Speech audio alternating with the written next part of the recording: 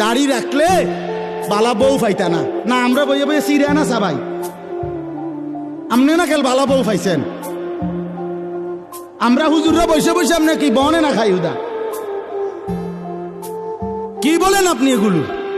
এই সমস্ত বাজে কথার কোনো অর্থ আছে কি বলেন না কেন? শয়তানের ধোঁকা ছাড়া আর কিচ্ছু না, নফসের ধোঁকা ছাড়া আর কিচ্ছু না। কেন ছেড়ে দিবেন আল্লাহর নবীর সুন্নাত? হাসরের ময়দানে কেমনে দাঁড়াইবেন বাপ?